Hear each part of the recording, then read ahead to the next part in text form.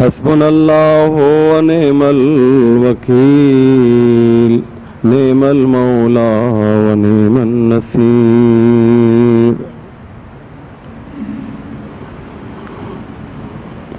أعوذ بالله من الشيطان اللعين الرجيم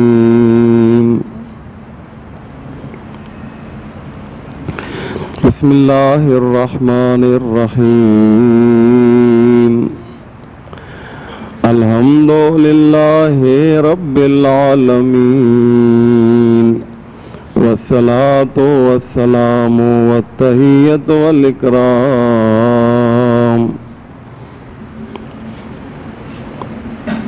على سيد الأنبياء والمرسلين مولانا أبي القاسم محمد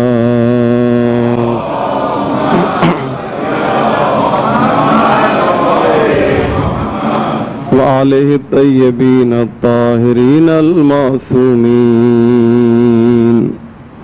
ولعنة الله على أعدائهم أجمعين من يومنا هذا إلى صباح يوم الدين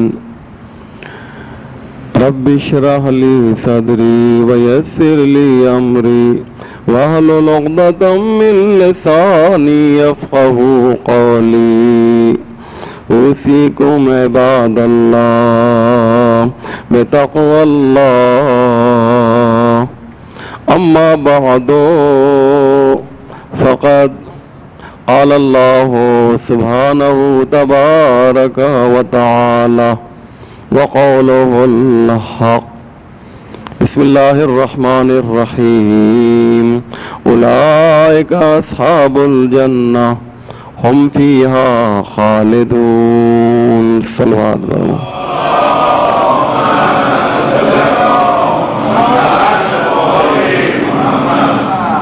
مومنین، اپنے موضوع کو شروع کرنے سے پہلے یہ عرض کر دوں کہ آج ہمارے 5ویں امام حضرت امام محمد باقر علیہ السلام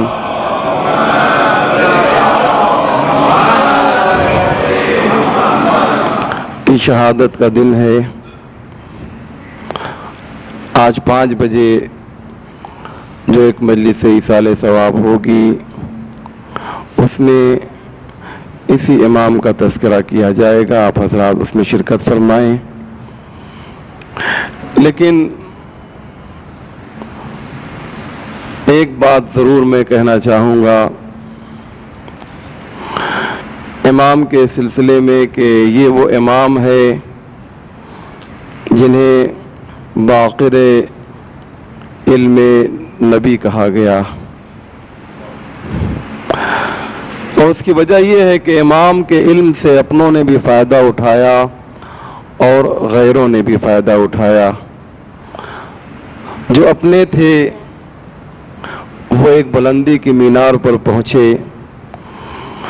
اور جن کے دل میں کھوٹ تھی، نفرت تھی، کینہ و بغض تھا، انہوں نے اپنی آخرت خراب کر لی۔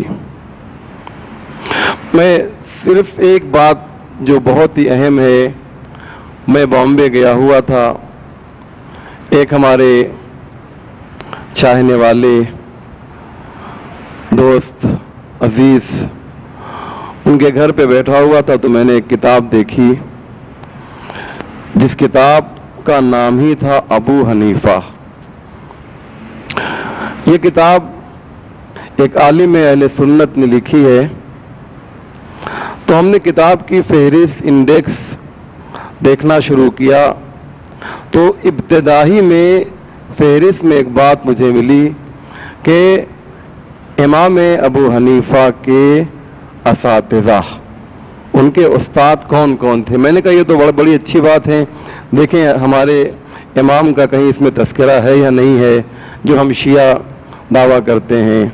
تو ہم نے دیکھا تو اس میں 6 امام کا تو نام نہیں تھا، لیکن 5ویں امام کا، امام باقر کا نام استادوں کی فہرست میں موجود تھا۔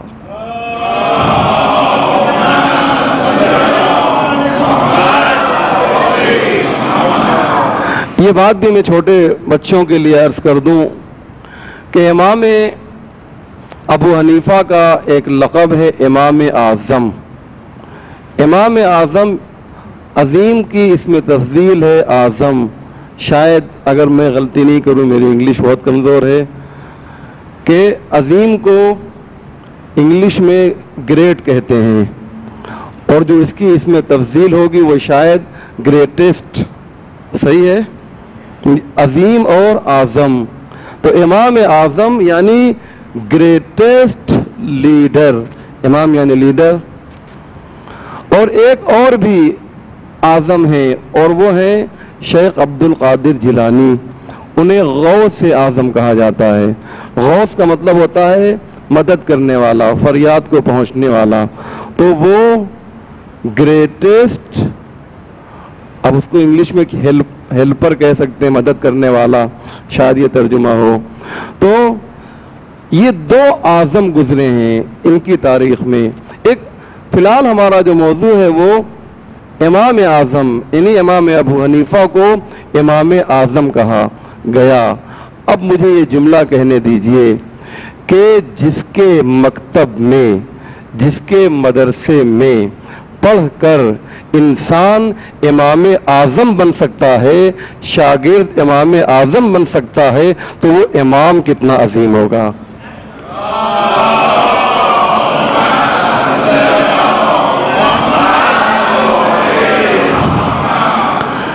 لہذا عزیزو، آج اسی امام کی شہادت کا دن ہے۔ آپ تمام حضرات کی خدمت میں تسلیت اور تعزیت پیش کرتے ہیں۔ میرا موضوع جیسا کہ آپ جانتے ہیں، جنت کی حقیقت کیا ہے، جنت کیسی ہوگی، اس سلسلے میں مسلسل کچھ باتیں آپ کی خدمت میں پیش کر رہا ہوں، اور آج بھی جو میں نے وعدہ کیا ہے گزرے ہوئے خطبے میں، اگر آپ کو یاد ہے، اسی موضوع کو آگے بڑھانا ہے۔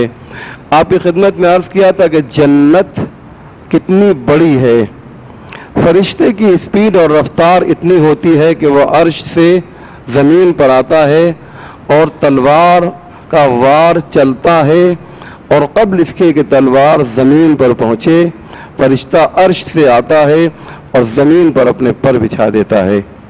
تو اب آپ نے اندازہ لگایا کہ ایک فرشتے کی اسپیڈ کتنی ہوگی۔ یہ حضرت موسیٰ کا واقعہ میں نے نقل کیا تھا کہ آپ کا ہاتھ لال کی طرف بڑھا، اور حضرت موسیٰ کا ہاتھ جبریل امین نے آگ کی طرف کر دیا، اور وہ عرش پہ تھے، بلندی پر تھے، ساتھ آسمان سے بھی بلند، لیکن آئے اور آنے کے بعد انہوں نے جناب موسیٰ کا ہاتھ جو ہے وہ آگ کی طرف کیا، جناب موسیٰ کا ہاتھ جل گیا۔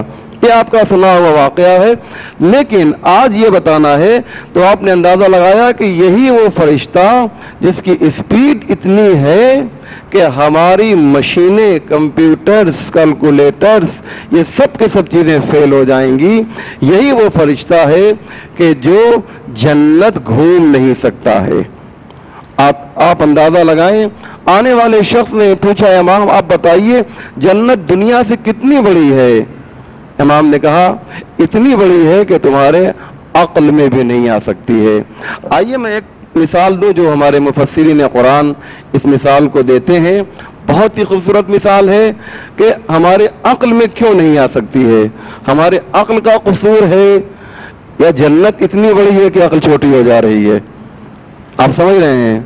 یہ ایک مثال کے ذریعے بات کو واضح کروں کہ جو مفسرین لکھتے ہیں ہمارے، کہ ایک فرض کیجئے ایک بچہ ہے، بہت توجہ کریں گے، ایک بچہ ہے جو ماں کے شکم میں پل رہا ہے، اور فرض کیجئے اس کا 8واں 9واں مہینہ ہو چکا ہے، روح آ چکی ہے اس کے جسم میں، اور تھوڑی دیر کے لیے یہ مثال ہے، واقعیت نہیں ہے، لیکن ذہن کو قریب کرنے کے لیے یہ مثال میں دے رہا ہوں کہ کوئی ایک ایسا آلہ ایجاد ہو جائے، مائکرو فون جیسے، کہ آپ اس بچے سے بات کر سکیں۔ ابھی تو سونوگرافی کے ذریعے انسان بچوں کو دیکھتا ہے. ہو سکتا ہے کچھ دن کی بات، کچھ دن میں ایسا بھی ہو جائے کہ بچے کی آواز بھی سنی جا سکے مشین کے ذریعے، سونوگرافی کے ذریعے وغیرہ وغیرہ. تو فرض کیجئے ایک ایسا آلہ ایجاد کر لیا جائے. یہ مثال سنیے اور جنت کتنی بڑی ہے اس کو اندازہ لگائیے. ایک ایسا آلہ ایجاد کیا جائے اور اس بچے سے اس کے ذریعے، اس مائکروفون کے ذریعے بات کی جائے. بچے سے پوچھا جائے کہ بتاؤ، یہ بتاؤ کہ یہ تم ماں کے پیٹ میں ہو، کیسے ہو، آرام سے ہو، تمہاری دنیا کتنی بڑی ہے؟ تو بچہ کیا کہے گا؟ ارے ماشاءاللہ حالات بالکل پرسکون ہے، ٹھیک ٹھاک ہے، کوئی ٹینشن نہیں ہے، ماں کے پیٹ میں بہت آرام سے ہم رہ رہے ہیں.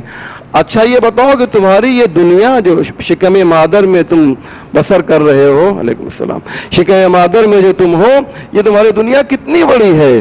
بچے سے اگر پوچھا جائے تو بچہ کہے گا بہت کافی ہے، آرام سے ہے، کوئی پرابلم نہیں ہے ہم کو.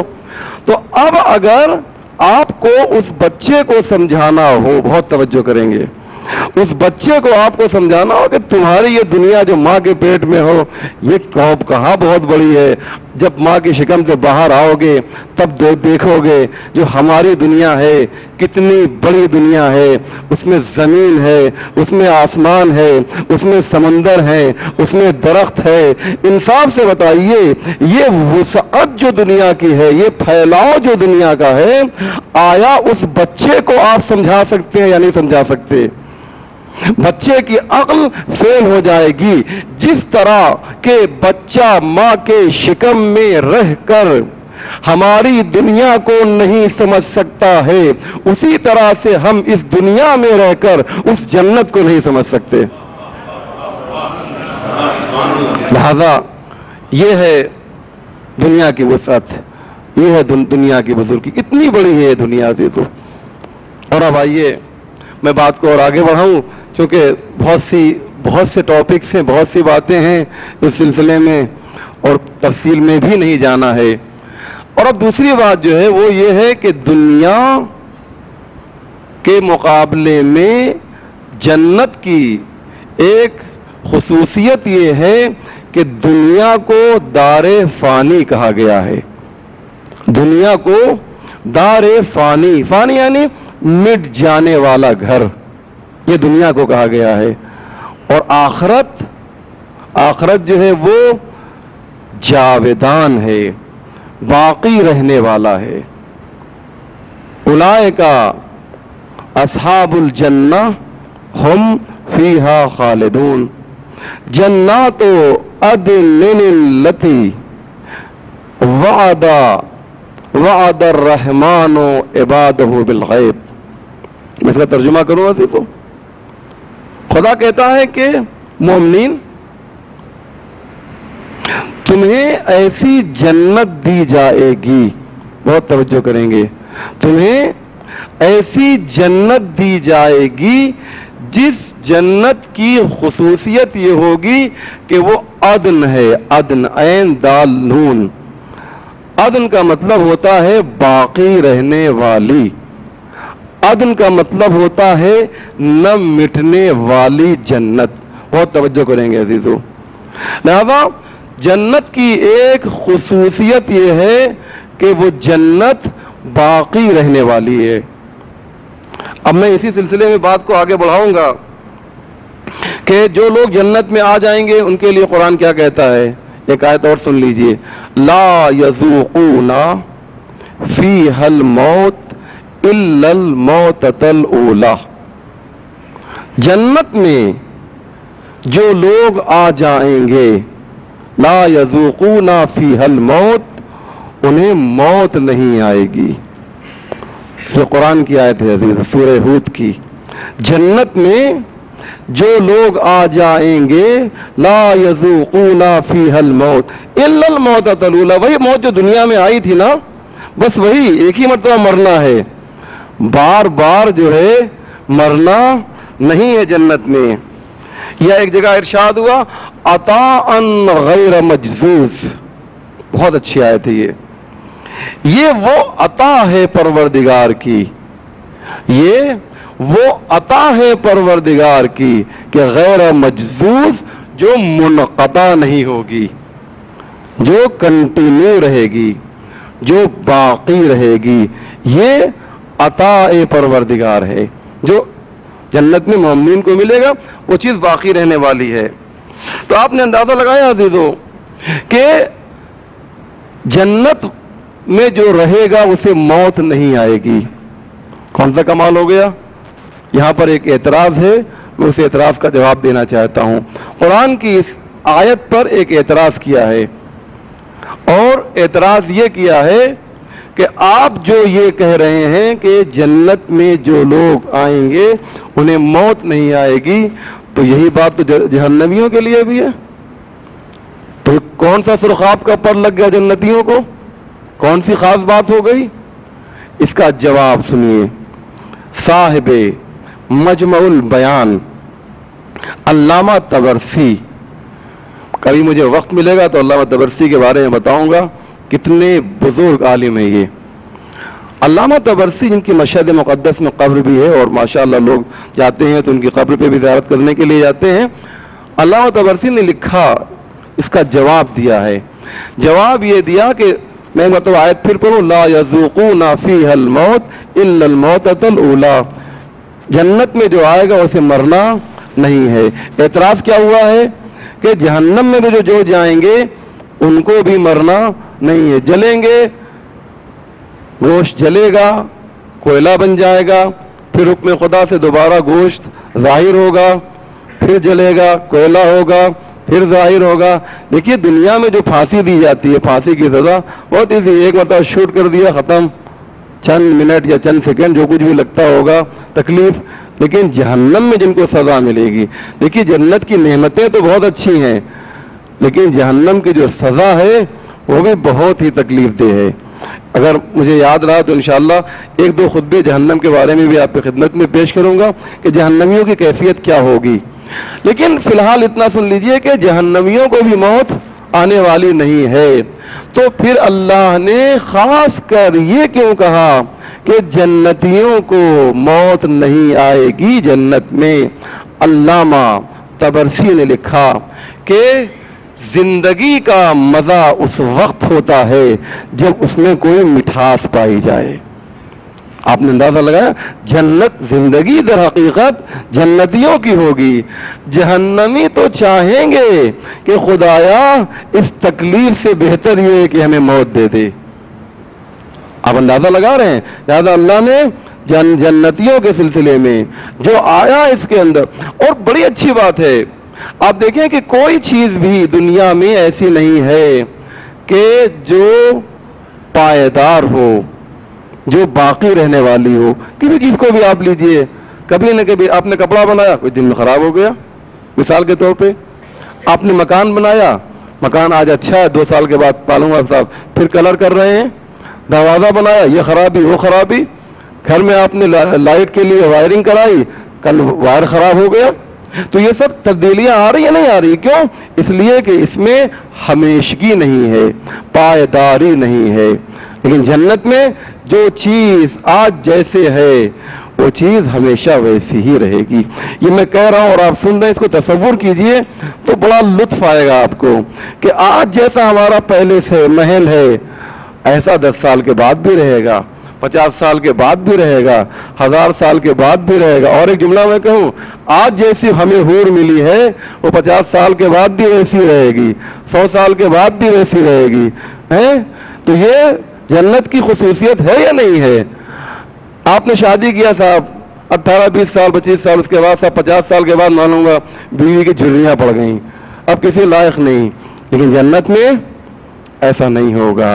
ایک صلوات بر محمد وعلی محمد.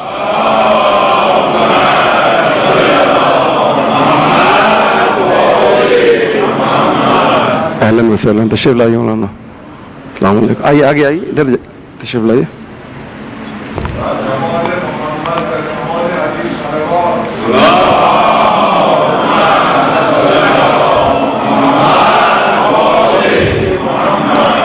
ابھی آپ کے سامنے تشریف لائے ہیں حجت الاسلام والمسلمین علی جناب مولانا شیخ حسین ناصری صاحب، جو مسجد ایرانیان مغل مسجد کے پیش نماز بھی ہیں اور ہندوستان کی ایک بہت ہی عظیم علمی شخصیت ہے. ایک مرتبہ بلند آواز سے آپ حضرات صلوات بھیجیں.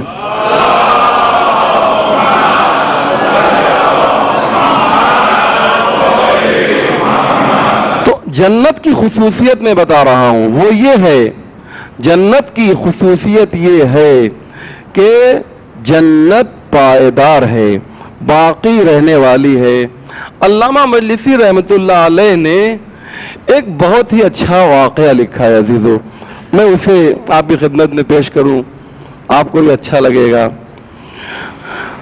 حیات القلوب میں علامہ مجلسی لکھتے ہیں کہ ایک بادشاہ تھا. بادشاہوں کو کچھ بھی سوچتی ہے، تو ایک بادشاہ کے ذہن میں یہ بات آئی کہ دنیا میں ایک نہایت ہی خوبصورت شہر بنایا جائے. جیسے شداد کو سوجھی تھی جنت بنانے کی دنیا میں، اگرچہ وہ جنت میں داخل نہیں ہو سکا. تو بادشاہ نے اپنے ایک بہت ہی ذہین وزیر سے کہا کہ دیکھو تم کیا کرو، ایک ایسا خوبصورت شہر بناؤ کہ دنیا میں اتنا خوبصورت شہر نہ ہو. وزیر نے کہا کہ ٹھیک ہے بادشاہ سلامت جیسا کہیں، اور شہر کے لیے بجٹ پاس کر دیا گیا.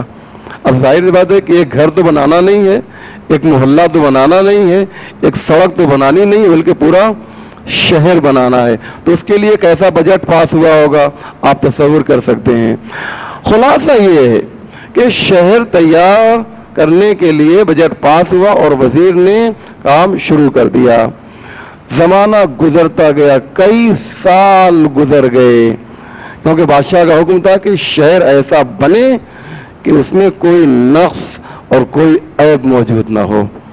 ایسا شہر بننا چاہیے کہ جس میں کوئی نقص اور کوئی عیب نہ پایا جاتا ہو. خیر صاحب کئی سال گزر گئے اور وہ شہر تیار ہو گیا.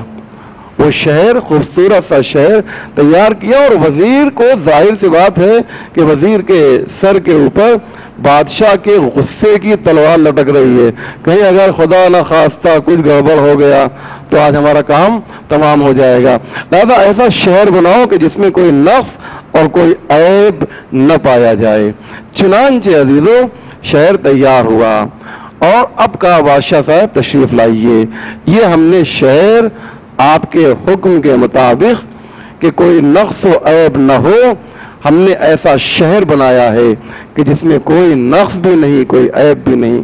چنانچہ بادشاہ کے جو خاص مصاحبین تھے، درباری تھے، بڑی بڑی شخصیتیں تھیں، وہ سب بادشاہ کے پیچھے پیچھے، اور واقعا ایسا شہر علامہ مجلسی لکھتے ہیں کہ ایسا شہر بنایا کہ جو بھی دیکھ رہا تھا وہ واہ واہ کر رہا تھا، آفرین اور آفرین کی صدائیں بلند ہو رہی تھیں.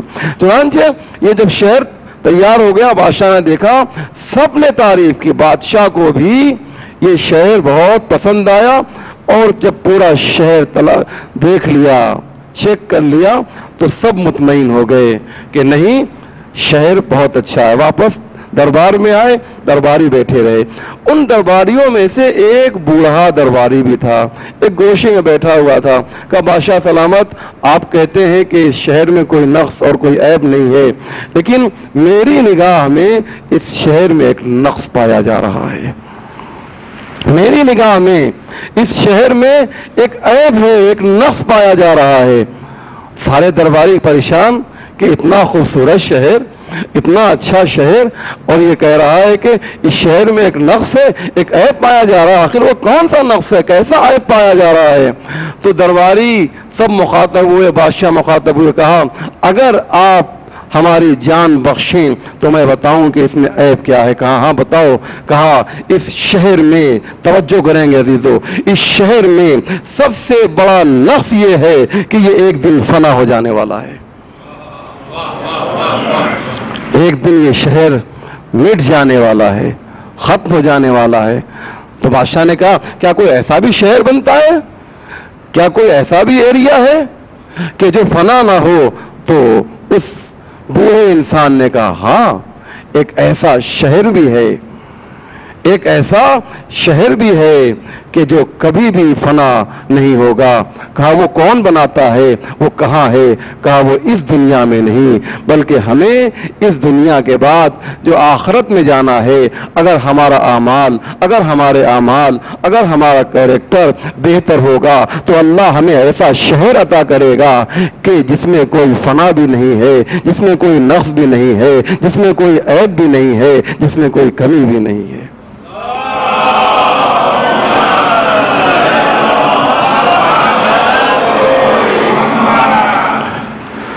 لہذا جنت کی خصوصیت آپ نے اندازہ لگایا کیا ہے؟ اولئک اصحاب الجنہ ہم فیہا خالدون. جنت میں وہ لوگ رہیں گے جو ہمیشہ جائیں گے. ایک مطلب جنت میں آپ نے انٹری کر لیا, اندر چلے گئے, اب وہاں سے باہر آنے کی کوئی ضرورت نہیں ہے اور وہاں پر ہمیشہ رہنا ہے. لہذا عزیزو یاد رکھیے گا کہ جنت ہمیشہ رہنے والوں کے لیے ہے. اور جنت کی ایک خصوصیت, انشاءاللہ آج تو وقت ختم ہو گیا ہے, جو بہت ہی بہترین خصوصیت ہے کہ جنت میں سلامتی ہوگی, جنت میں امنیت ہوگی. میں نے وعدہ کیا تھا اس سے پہلے بھی, لیکن وقت میرا ختم ہو گیا ہے. انشاءاللہ آئندہ کا خطبہ جو ہوگا وہ اسی موضوع پر ہوگا کہ جنت میں سلامتی ہے, پیس ہے, امن ہے. دنیا میں سلامتی نہیں ہے, دنیا میں امنیت نہیں ہے. جہاں پر امنیت نہیں ہے انہیں اس بات کا احساس ہے کہ امنیت کتنی قیمتی شے ہے. انشاءاللہ آئندہ کے خطبے تک آپ کو انتظار کرنا پڑے گا. بسم اللہ الرحمن الرحیم. قل هو اللہ احد اللہ الصمد لم یلد ولم یولد ولم یکن لہ کفوا احد.